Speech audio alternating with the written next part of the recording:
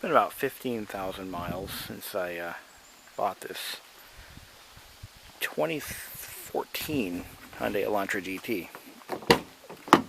So I thought I'd do a quick review, or a lengthy one, whichever I feel like. It's a nice dreary day.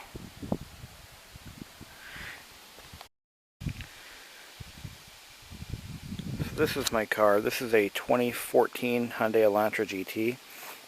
This one has the appearance package, which includes leather seats, 17-inch alloy rims with chrome inserts.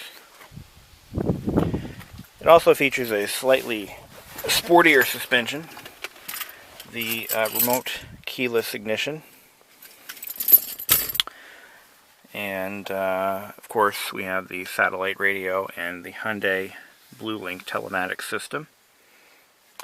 And this one I bought in November of 2014 as a leftover, and although I don't know if you could call it a leftover then, because they didn't have any 2015s on the lot yet. So but it was I got a pretty good deal on it. I think the sticker price, as equipped with the accessories that it had, is stickered for just below 25 grand, and I paid somewhere around 21 for it. Which is why when I buy a car, I try to go new for a lot of reasons, because I drive a lot, and I want the full warranty coverage from the dealer, not from from the factory, but not from a third party. Third-party warranties I don't trust, so I try to keep, newer cars in my driveway, and it also gives me the peace of mind knowing that the car hasn't been beaten to death by somebody else. And because I take excellent care of my cars, buying them new ensures that, I'm not wasting time undoing somebody else's damage. So let's take a quick walk around and look at the condition. It's actually kind of hard to do since it's raining. But I'll just tell you, the car has no scratches, not a single dent, not a single scratch, no chips, nothing. The paint is perfect. And it hasn't been quite a year yet, but we're still pretty good. The only damage to the car is a crack in the front bumper. I was driving this summer through a rural, tree-lined road, and I think it was either a beaver or a porcupine or some mid-sized animal ran right out in front of me, and I hit it. It wasn't a dog and it wasn't a cat. So, which leads me to my first bone of contention. The car has very little ground clearance. So if you drive in like New England or in a fairly rural area, it can be pretty hairy, because there's a lot of potholes and a lot of imperfections. Trees fall down all the time, so you really don't have much ground clearance to buffer you from whatever road hazards might be in front of you. So let's go ahead and start up the engine, and I'll actually note that the engine has quieted down since I did my first review when the car was brand new. The engine was very noisy then. It's calmed down a little bit as things have worn in. But I want to mention there's a lot of injector noise in these direct injected engines, and it's caused by the mechanical injector pump, which runs off of a square lobe on the camshaft. And so they're a little bit noisier. They're comparable to a diesel engine, if you can believe that, as far as noise, because diesel engines use a very, I want to say, similar type of mechanical injector pump, and I try to keep everything nice and dust-free with a microfiber cloth, because I'm that much of a obsessive compulsive person. I want to keep the car looking good, Anyway, so let's go ahead and start it up. So yeah, this is the GDI motor. I keep the engine bay clean. I wash it about once a month or so. And that's what I did to my last car, and it kept the engine looking brand new until the day I traded it in. It's one of the cleanest engines on the lot. when it was sold.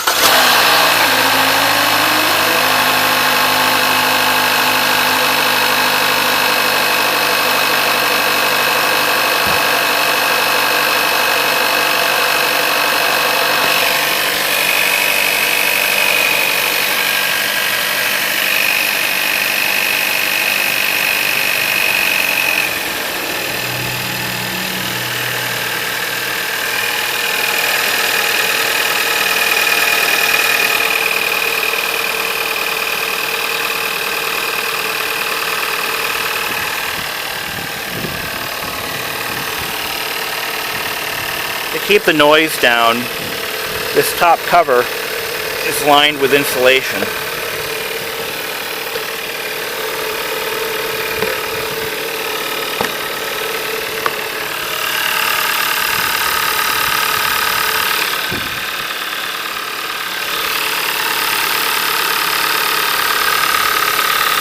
Coil over plug, so it has 4 individual coils, one for each cylinder. There's the injection pump right there. And it's got the manifold in the back. Intakes in the front. The exhaust manifold in the back, I mean.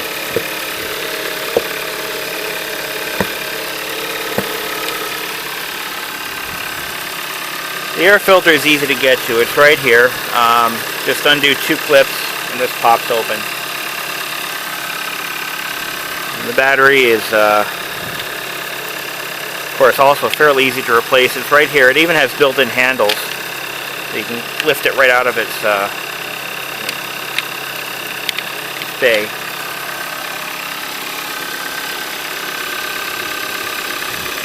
Windshield washer right here. Coolant bottle's actually mounted to the radiator. It's part of the fan shroud assembly, which is unique. I haven't seen that before.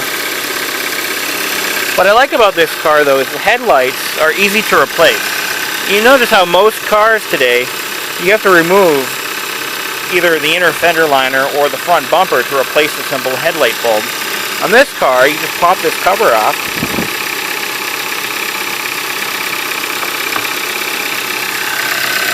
It's right there. It's good to know that Hyundai has actually kept the interests of the vehicle owner in mind when designing things like this.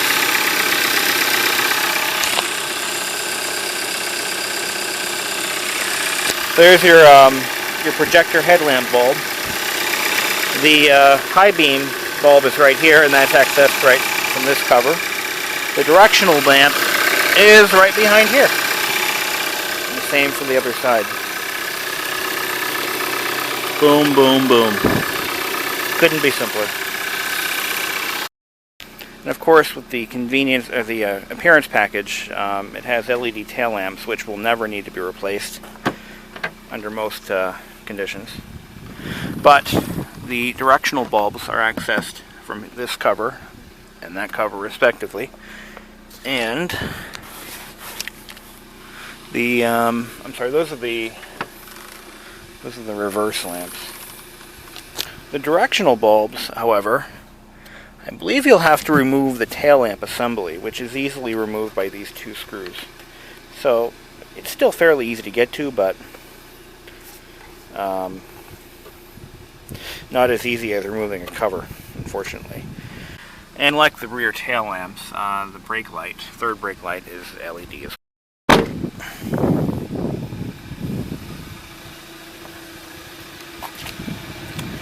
Here's that damage that I caused. What I did is I ended up taking little metal brackets and riveting them on the inside of the bumper cover to re-support them. Why didn't I replace the bumper? Because I live in New England. And in New England, bumpers are probably they're almost guaranteed to get smashed by an oncoming vehicle or by a snowbank. So I didn't bother replacing anything when that happened. It's going to cost me about probably $900 for a new bumper skin. But if I can salvage what I have, I'm going to. So let's talk about some creature features and what I don't like about this car. I do like this car. It is a well-engineered vehicle. It's put together pretty stiffly. I mean, it really has a European car feel to it when it comes to opening and closing doors. When you press a button, it feels solid. You know, it's not mushy. Or one thing that I don't like about Chrysler vehicles is the overhead consoles often have a very mushy feel to them. This one, not so much. I mean, it has a little bit of give to it, but it's not like my dad's old Jeep Cherokee, which was like pressing on a marshmallow when you tried to open the compartments or turn the lights on, or has a very solid, very established feel. The hands-free Bluetooth in this car works quite well. The microphone is right above the driver.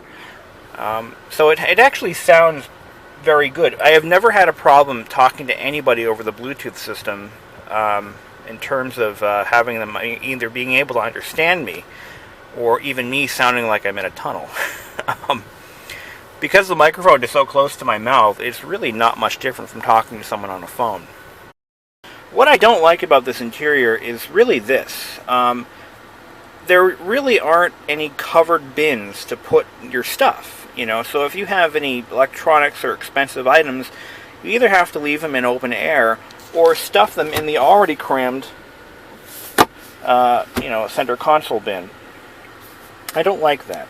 My last car had a covered cup holder storage compartment, so you could either use it to store cups or you could put items in there out of sight, out of mind, and close the cover. On this car, you can't really do that. Fortunately, this car does not have an electric brake or parking brake. It has a good old-fashioned handle, which has a nice, stiff, good feedback feel to it.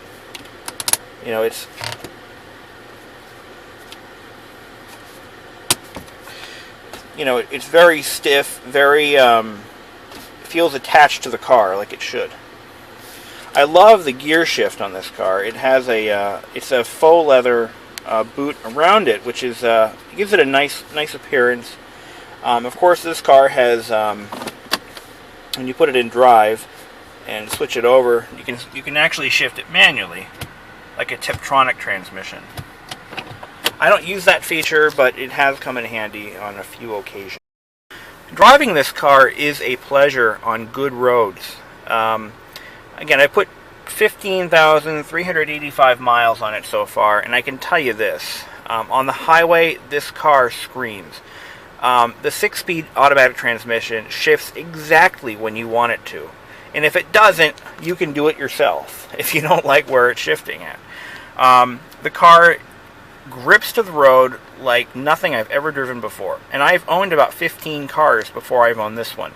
And I'm telling you, this sucker really excels and shines on the highway. Where it doesn't shine, however, is on rural back roads, like where I live. The roads are poorly maintained. They're full of cracks and potholes and uneven pavement. And I'm telling you, that stiff suspension that sings on the highway really makes you want to jump out and scream when you're on the back roads doing 40-45 miles an hour, which is the average speed limit out here. Because you feel every imperfection, every dip, every rock, every ant, everything that's on that road, you feel it. It comes right through the car. And I'm going to solve that problem this winter by installing... I'm going to actually take the 17-inch wheels off. I'm going to put some 15-inch wheels on it with nice heavy-duty snow tires. And I anticipate that will change the ride quality to be more complacent or more compliant to the roads that I'm driving on.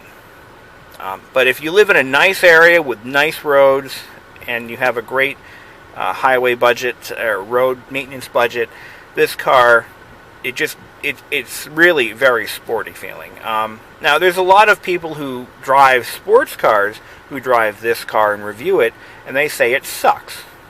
Well, they're not the target market for this car. The average person, the average wake up every day, go to work kind of guy or woman, is the target market for this car. And someone coming out of a Camry or a Corolla or even a previous generation Elantra will appreciate this car for what it is. It's not an expensive car. If you get the base model, it's like I want to say it's like $21,000 for the base version of this car, and at that price bracket, it can't be beat. With that money, you get 4-wheel disc brakes, 16-inch wheels rather than 17, and a very similar electronics package. This car does have heated seats, and I believe even the base model does, and they are a godsend. I never had heated seats in a car before, and this winter it was very comfortable. They work very well. They probably reach their peak temperature at any given setting, high or low, within about 10 minutes. And because I have a 35-45 minute commute, I mean, really, I can't be happier with them. Like most Hyundai products, this car has user-selectable steering. What it does is it allows you to adjust the steering force with a press of a button, or the amount of steering assistance level. And all you do is you press it once to show you what you're at, which is normal. Next setting is Sport, Comfort, and you're back to normal. I usually keep it in normal mode, but if you want to have a nice highway driving experience, put it on Sport. That reduces the amount of steering assistance, thus increasing the effort, and it makes the car feel more attached to the road. This, of course, has electronic steering, and there's a steering box underneath the underneath the dashboard. It's basically your electrically controlled steering assistance motor, and it really works quite well. My last 3 cars have had electric power steering, and I don't miss hydraulic one bit. It's less maintenance, and I've never had a problem with anything going wrong. Hydraulic power steering has been the industry standard since the 1950s, but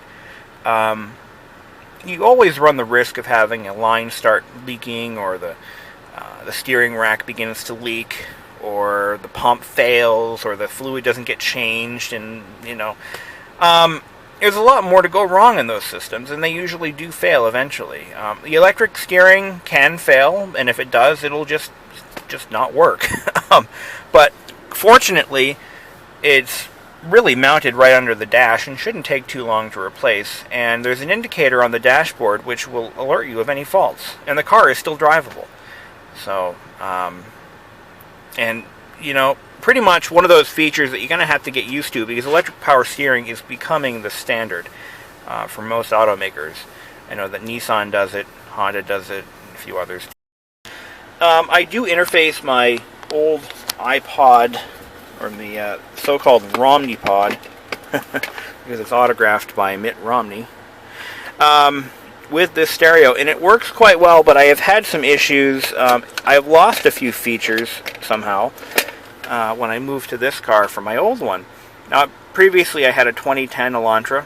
It was the base GLS, your average sedan version. And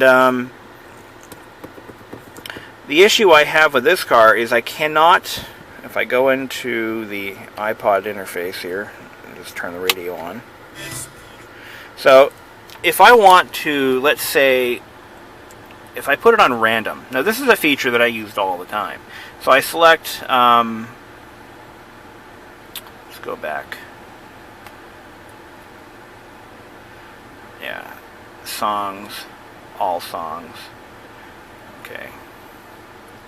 So if I'm cycling through and I find a song that I like, I would turn random off, and it would stick with that album until it ran to the end of the album. This car doesn't do that. My old car did. Oh well. One of those little pet peeves that kind of... The climate control in this version of the car is superb. The controls are well thought out, well laid out. You can almost control them without even looking. And that is a successful design. Here is your top only, your upper panel vents, your bi-level control, your floor control, or your defrost, and floor control. You also have, which is mandated in the United States at least, you have your one-touch defrost mode. Boom, boom. This car has a rear defroster, so you just simply press the rear button and that turns on the rear defroster. But in the US, you have to be able to press a single button to turn on the front defroster. It's to make drivability much easier, and that works flawlessly. So I could do it that way, or it's all electronically controlled. If you buy the next version up, which includes the tech package, you're going to have a digital control HVAC system, as well as a nice power sunroof that I wish I had, but I can't get that on this model. Traction control is something that has been shoved down our throats by automakers, but it doesn't provide any real benefit.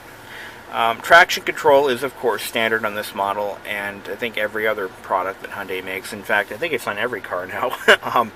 But traction control,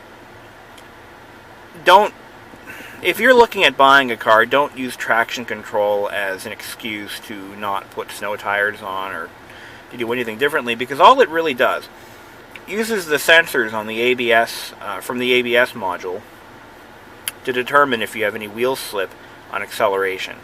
And all traction control does is it retards the throttle until the wheel slip stops, and then it lets you continue on. It takes over the throttle. You need to know that, because it can be a safety hazard. And if I had it my way, I would remove traction control as a standard feature from every car, because it doesn't provide any real benefit. Well, it can. Let's say you're panicking and you gun the throttle and you start having wheel spin, and you're not really sure what to do and you're just freaking out. Well, traction control will retard the throttle and prevent you from spinning out. I don't know. In my experience, I have had no benefit from traction control. In fact, it's actually gotten me stuck.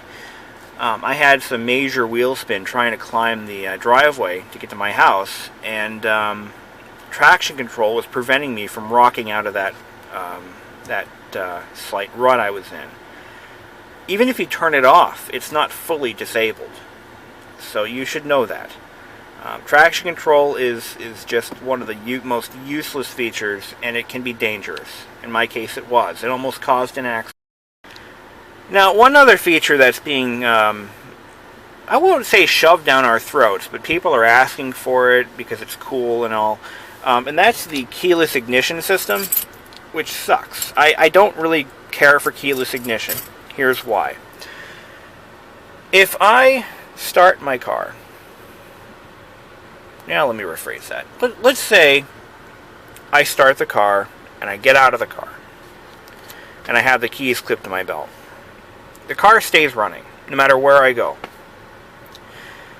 Logic would tell you that in a system like that, because people do this all the time. I mean, they get out of their cars, they leave them running, they walk into the store. Logic would tell you that if the key fob is not physically present in the car, that a system would be in place to either do one of two things. Either shut the car down automatically after 2 or 3 minutes, or prevent you from putting the car in drive or reverse.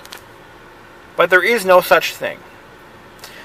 The way these systems are designed, anyone can get into your car and take it anywhere they want. As long as they don't shut it off, the car will continue to run and will continue to drive. I actually experimented with this. I had a friend of mine follow me in his car. I gave him my keys. Of course, all the buzzers and lights went on saying, "Oh my God, keys not in the car, what are you doing?" So I said, "Why don't you follow me? And if the car shuts down, at least you'll be there with my keys so I can get it restarted." He said, "Okay, let's do it." So I think I drove for 5 miles before I finally said, "Okay, I get it now." There is no safety interlock of any kind. So if you have a keyless ignition system, take the keys with you, but shut the car off before you leave the car. I mean, yeah, that would be a logical thing, but this is America. People don't do logical things. That, people are still going to continue to leave their cars unattended. while they're running. That's just America for you. But just so you know, there is nothing to protect you from having your car stolen, or from a kid walking into your car and just driving away with it, even though you have the keys. Stupid. Oh yeah, and there's no timer that says the car will shut down in, 5 minutes, 10 minutes, or whatever. It just continues to run. That is it. Oh, and it gets worse, because if I have the car running and I take my key fob with me and I walk out and I close the door, it won't lock. Let me show you what I mean. Okay, so the car's running. Watch this. Okay, I got the keys, right? Let's say I want to lock the doors and run into the store to grab a pack of milk or something. I can't lock the door. Can't lock it. Won't let me lock the door. Okay. So then you're thinking, well, what if you take the mechanical key out? There it is. Let's say you try to lock it with the mechanical key. Key in the lock. I heard that door lock. This one won't lock. Oh wait. Wait a minute. Okay, it did lock the door. Okay, so the door's locked now. But this one's unlocked. It won't let me lock that door. So, let's try that again. I think this is the only way to do it. So you have to lock the doors. Oh, they won't let you because the door's open, so it won't let me lock the... It's just an annoying system. There is a way around it, though. If you get in the car, you lock the doors, you open the driver's door, and then you lock the driver's door with the mechanical key. That's the only way to secure your car. But you can't unlock the doors with the remote, so you still have to use the mechanical key to get into the car. How much sense does that make? In other news, let's talk about the interior. Now, this car has leather interior. It is leather seating surfaces. This is perforated leather with a vinyl bolster, which is okay, because vinyl's pretty durable, just as durable as this leather material is. As long as you keep it conditioned, it'll last. And you don't put sharp objects in your pockets. Which leads me to my next point, another complaint about the keys. So, in the old days, I would clip my keys to my belt. The problem is, if I get in the car, and I have them clipped to my... Alright, so let's start over. In my old car, I had a regular key. So I would clip them to my belt, I get in the car, I unclip them, I start the car. My keys are in a nice safe location on the dashboard. Cool. On this car, if I use the keyless system for its one true benefit, that I don't have to remove the keys from the side of my belt pocket, or my belt loop, they get dug into the fabric, so that kind of sucks. So where do I put them now? Well, I have to put them in a cup holder or something. But there's no compartment for the keys specifically. They have to take the place of something else. So I can't have two drinks in here because my keys are in here. Shit. I could put them here, but they become a projectile in the event of a car accident. Think about this. So you got all this loose stuff here. Car gets into an accident. Keys go flying. They wind up right in front of the airbag. The airbag goes off. I get a set of keys lodged into my face. Or my passenger gets keys rammed into his face. This is the kind of stuff that car interior designers and automotive designers and engineers need to think about. This is why we have so many recalls. Because they don't think of these things. I do. I should be working for him. But overall, I do love my car. It's comfortable. It's cozy. It works. It's ice freaking cold. Damn it, I haven't cranked on AC. Oh yeah, I wanted to show this too. Okay. In most cars that I've owned, if I select max AC, what it'll do is it'll do the following. It'll close the fresh air vent, so it starts to recirculate the air through the cabin. Good. It will then select the panel vents only. So it closes off the footwells, and that's about it. On this car, if I hit max AC, it does all those things, but it also does one more thing. It automatically selects the coldest setting on the thermostat here. So it closes off the heated side. It just goes straight to AC. No matter what I have this dial selected to. This dial is overridden. So I now have the absolute coldest possible air this car can make, which, by the way, is ice cold. Now, here's where it gets interesting. See, I would usually select max AC, and I'd gradually bring the air, down to, I'd warm it up a little bit as the car got cold. Just, force ahead, that's what I do. As soon as I do that, now I can go colder, which does nothing. But watch what happens when I try to notch it up one notch. Turns off my max AC, brings it straight back to fresh air vent, and it keeps the panel vent selected. But that's contrary to my own behavior. There's nothing wrong with that. You just have to realize how the system works. So if you want slightly recirculated, dehumidified air, and you don't want it cold, you have to do that manually. You just select the temperature you want, press recirculate. You can even do the bi-level vent if you wish. And now we have dehumidified air. You can even put it up on its highest setting. And all you're doing at that point is you're dehumidifying the air. That's all. Here's another thing. Now, this car has a feature that automatically engages the highest fan speed at the radiator if you select positions up higher than 2 on the fan blower. You'll notice as I turn it to position number 3 or 4, the idle goes up instantly. So what this car does is it automatically, and it's only it's only if the AC is turned on. So what this car is actually doing is it says, okay, get ready for higher underhood temperatures by doing the following. So it automatically engages the highest speed on the radiator fan, and it also increases the engine speed to allow the compressor to work a little bit harder. Most cars don't do that, at least they didn't before. So that's setting 2, setting 3, see? That's pretty smart engineering, at least they thought of that. A lot of automakers don't even think of that. But they couldn't figure out where, they couldn't figure out this whole covered console thing. So no matter what, if you're in an accident, you're going to have shit everywhere. Keys, iPods, pens, pencils, everywhere. And someone's going to die because somebody couldn't put functionality over form and close off this bin. You're going to have to live with that, Mr. Auto Designer. Someone's going to get a pin lodged in their throat because...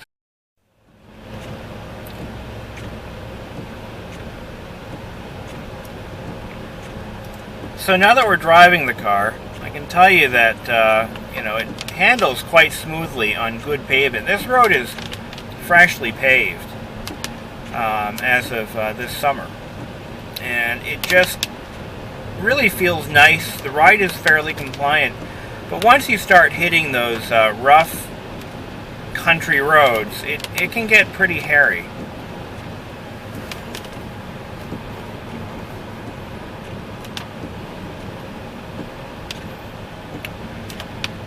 Overall, I'm very pleased with my car. That 2-liter engine mated with that 6-speed transmission is just a dream to drive. I mean, the car isn't really that powerful. I think it's rated for 173 horse, but out of a 4-cylinder engine, that's not bad. What really makes it nice to drive is the 6-speed automatic that Hyundai designed in-house, which tells me that Hyundai has finally learned how to make a decent transmission, where so many others have failed. After 15,000 miles of, you know, I'll say intense driving, the transmission has shown no signs of improper wearing or, you know, it really, if anything, it's improved since the day I bought it. It shifts very predictably, exactly when you want it to, never when you don't. And it's just smooth as butter. The GDI engine, which I was very hesitant about because it's fairly a new concept for a low-cost automobile, has actually worked flawlessly. I've never had a problem with this engine, and it just, you know, if the only downfall with the GDI engines is the carbon issue that they're known for, and the way to kind of get around that is to have the intake system cleaned and the injectors cleaned every 20,000 miles. It's a service that I would not recommend someone avoid doing. The GDI engine is a good motor, you just have to keep it clean. Even with, if you just pour in, you know, injector cleaner in the gas tank, for example, it's not going to do the job. You need an induction system cleaning, which is the whole intake tract, which will clean the backs of the valves as well as the combustion chamber at the same time. So, I mean, that's really what you've got to do. If you don't do that, as the engine gets older, it'll have to be disassembled and cleaned that way.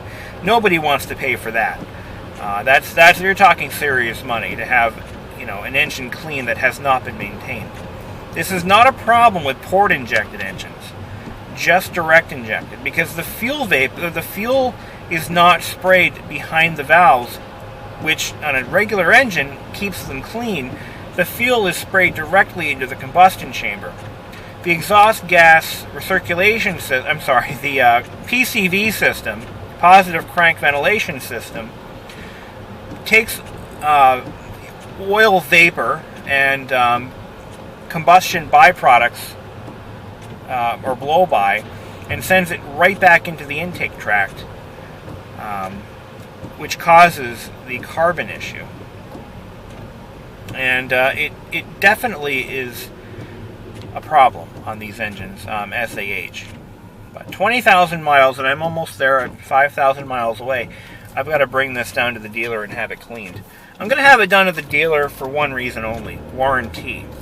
Because if I follow the manufacturer's recommended service interval and I have it done at the dealer, they cannot deny a warranty claim for lack of maintenance or lack of improper cleaning methods if I have a problem at 99,000 miles or what have you. So this way I'm almost guaranteed to get 100,000 miles out of this car, and at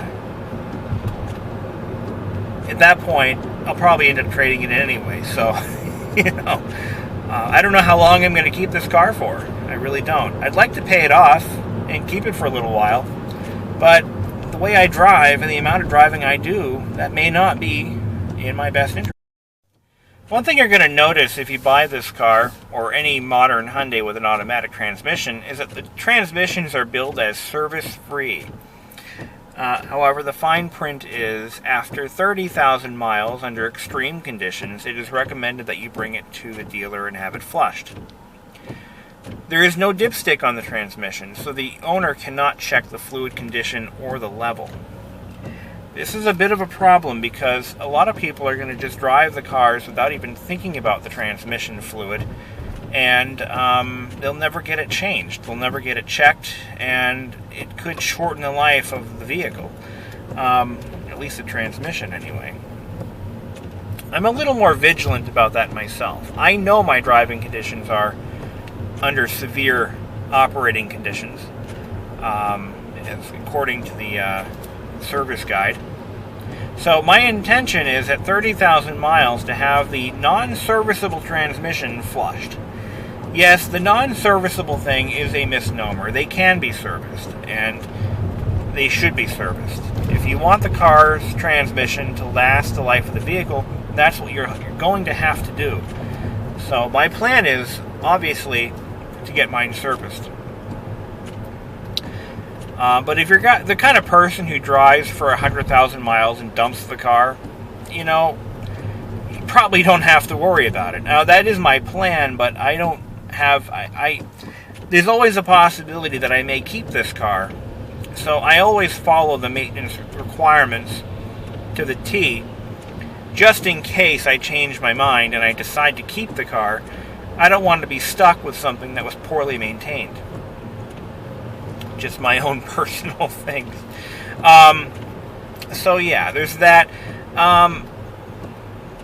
So far, I actually haven't really laid out any cash for repairs or maintenance. I haven't even put tires on this. I'm running the original tires, almost 20,000 miles, and they're still good.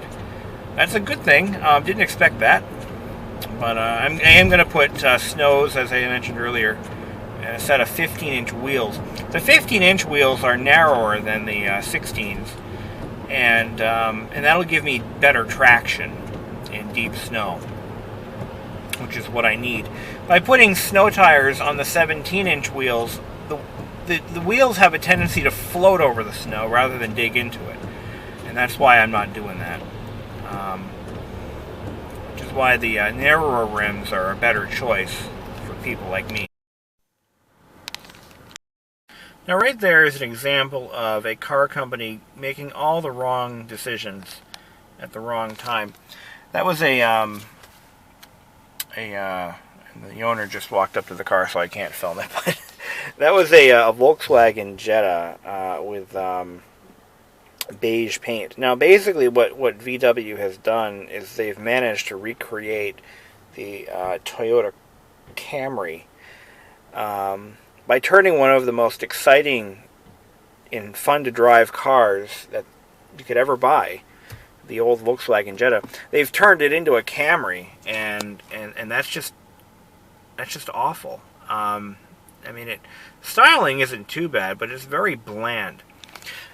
And from what I've heard, the drivetrain, the suspension, the interior, they've Americanized the shit out of it, and they've basically neutered their car, and nobody wants that, you know. It's got hubcaps. I mean, for God's sakes, I mean, they're not even trying anymore. One thing I like about Hyundai and the Korean auto industry is that they're actually trying. They're working very hard to develop cars that people want to own, and they want to keep, and they want to drive. And they've been doing that by creating products like this one, the Elantra and the GT model, and making them more exciting, and by adding more features, by taking very bold chances. Not as bold as Toyota, but very bold chances in exterior design, interior design. And they're really pushing the envelope for what they can do, and I have to give them credit for that. I mean, they've really done well with this car. It does have a few flaws and shortcomings, but for the most part, it's a very well-rounded package at the right price. And 15,400 miles later, this car is still as exciting as it was when I bought it. And for that, I'm very happy. I mean, even little things like putting a chrome... It's actually a satin chrome, button on this parking brake lever. That just, this trim around the cup holders. Little things like that actually make a huge difference. And, give the car a more luxurious feel and sporty feel at the same time. They even went as far as to eliminate the auxiliary iPod jack. Let me get the brightness on that all the way here. Here's another one. Digital controlled illumination. I mean, while it may not seem like much, when you factor in little touches like that to the whole package, it really enhances the luxurious feel and the quality of the car. Anyone can put a mechanical dimmer switch. Automakers have been doing that for years, but to make it digitally controlled. And I mean, it adds more of a failure point, but I mean, everything just sort of works together. See, it's all illuminated. And you got the steering wheel buttons are all illuminated. I mean, just little things like that. They really do add to the package and make the car feel like more of a value. It's like they really thought this out. You know, they really put their best foot forward with this design. And thought of almost everything. Almost everything. So that's pretty much all I have to say about the Elantra GT. Would I buy it again? No, I wouldn't. Unless I had, room for two cars. Or I have room for two cars. But if I had a budget for two vehicles, a winter vehicle and a summer vehicle, I would totally buy this car as a summer car. Or unless I lived in a more much warmer climate. But I wouldn't buy it again for my use as a single car for the year. I would probably go with a Subaru Forester, I think, if I were to do this again, and I will in about 5 years. So that's kind of my plan. I'm going to try getting a Forester instead. Not try, I will get a Forester. They're less money than I paid for this, actually. But they're about the same money, actually. No, they're about the same. Not as well appointed, but it's a much more functional vehicle than the Elantra GT. Quality-wise, I'm impressed. Design, I'm impressed. Fuel mileage, which is usually the first thing people ask when they look at a car. How much gas mileage, or what's the gas mileage? The average on this car, from what I'm experiencing, is somewhere around 28 to 30, which is about what I would expect. Now, I'm gonna point out one more thing. This is not my first new car. This is my third. My first brand new car was a 2007 Nissan Versa. I was a very early adopter of the Versa because I liked the car. I liked the styling. I liked, the way it was pointed. So I bought one. And that car had a 1.8 liter engine with the super technologically savvy CVT transmission, and it was supposed to be great for fuel mileage, but the reality was that car got around 28 miles per gallon, about the same as this one, and it was a bitter pill to drive. It had less power, it had no takeoff or no pickup. It was just a bland car, in comparison. This car has a bigger engine, a better transmission, and it's a lot heavier, and it's a lot more well appointed. And it gets 28 to 30 miles per gallon. So, just keep that in mind, that, just because a car is smaller does not mean that it's getting better fuel mileage. I mean, hell, the smart cars, I think, are only good for 30, and they have basically motorcycle engines driving them, so. Yeah, there's that. Anyway, so this car, I don't think I mentioned this earlier, but it has express down and up.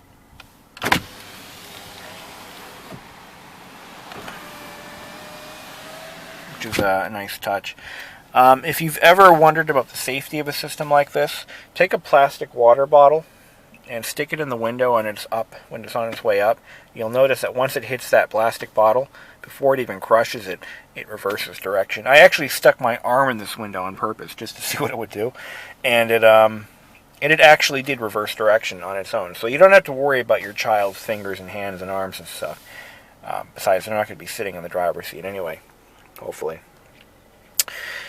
Yeah, so there's that. What else can I even talk about? I mean, I've really covered everything, I think. Oh yeah, appearance package. It also includes the aluminum pedal covers, which are a bitch to keep clean, by the way. But hey, they're aluminum, so they're better, right? Oh, I didn't even mention the safety systems. This car has more airbags than Washington. There's an airbag for the driver's knee, airbag for the driver's face, Airbag for the passenger's face. There's airbags, side bolster airbags on both front seats. You've also got your airbags in the side curtain airbags. So yeah, a lot of airbags in this car, including the driver. I want to talk a little bit about that air-conditioned glove box that this thing has. Here it is.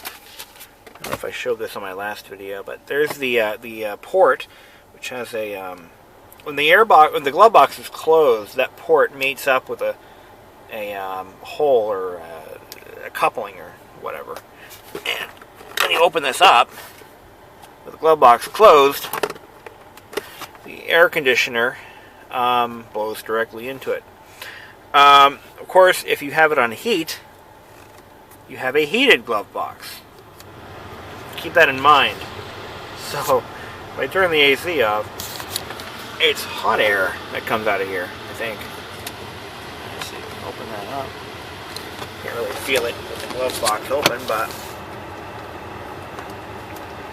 actually, you know what? It feels kind of cool. Oh yeah, it's heated. Yeah, there it is. Warming up.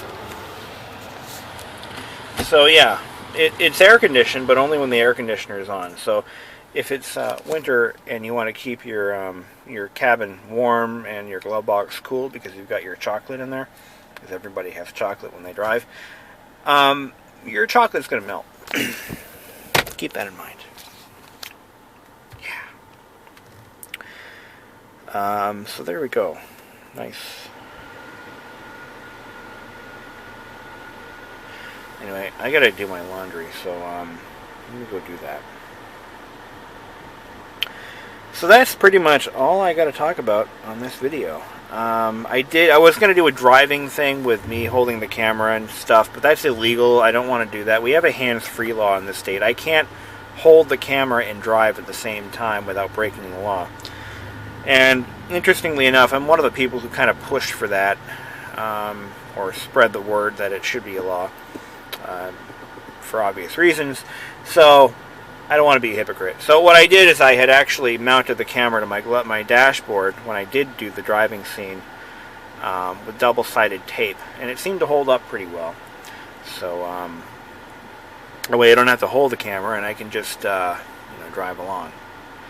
So not break the law and not be a hypocrite. But back seat's pretty roomy. Yeah, pretty well designed. Plenty of headrests. Lights. So yeah. Visibility on modern cars in general is pretty poor because the safety standards have been drastically increased, and that's actually resulted in higher belt lines on cars. That's why cars today have such small windows, because in order to improve the side impact standards, they've had to raise the belt line on cars. So people complain that, oh, the Dodge Dart or the Nissan Sentra or whatever, a certain model here has poor visibility. Why do they do that? Well, that's why. And this car is no exception. Although I have not had an issue with visibility in this car. It's never been much of a problem. So I've never let it become one. Because you just kind of have to know your surroundings and just use your mirrors, for God's sakes. And if you do that, you'll be okay. And I should also mention that they used a convex mirror. They've added it to the driver's mirror, which is nice, because you can actually see what's coming from the other lane just by looking in that. Now, that used to be an accessory that people would buy in the auto parts stores, and you can still buy those, obviously, but a lot of cars now have them built in to help reduce the likelihood of blind spots. And, of course, the Elantra GT is no exception. If you buy the technology package, which is a couple $1,000s more, you get a rear view camera. Now, the rear view cameras will become standard on cars within the next, actually I think it's 2016, I think all cars sold in the US will have rear view cameras as standard equipment. This car does not have that. The technology package would have added it, and of course the sunroof that I wish I had. Always wanted a sunroof. But I haven't had a problem. I haven't run over any kids yet, so that's good. So far, I haven't done that. But anyway, I have things to do today, so I'm going to cut this review short. I mean, I know it's very long and winded, but hey. You didn't come here to see a guy say, I love this car because this, and it's awesome, and go buy one. You wanted to see a full review. That's why you clicked on my video, and I thank you for that. I pretty much have covered every concern, everything I love about this car, and then some. So I hope if you're in the market for a brand new Elantra GT, which by the way, the 2016 hasn't really changed at all, because this is such a new design for the US. This car came out in 2013. So it'll probably be about 4 or 5 model years before they drastically change it. So this review should be pretty relevant to the 2016, 17, and 18 models. The only thing they changed in the 2016 is they actually added the ability to get steel rims with hubcaps, and they've changed the front grille on, I think, the appearance package version, or all of them. They now have that Gillette razor grille that the Elantra and I believe the Sonata will be featuring. So with a few minor exterior design changes, the car has remained exactly the same for most of its life. So until then, I am going to get my stuff done, and I'll talk to you guys. And as a quick word, this Techron Chevron stuff, Chevron Techron, sorry, fuel injector cleaner, is the only product that Hyundai has actually endorsed for use with their vehicles. There are many other products that do the same thing, but this is the only one that I found that they've endorsed. So, well, that will clean the injectors. It will not clean the induction system. So you still need to at least go to the dealer once every 20,000 miles or so to have that cleaning done. But this will keep the combustion chamber and the injectors clean.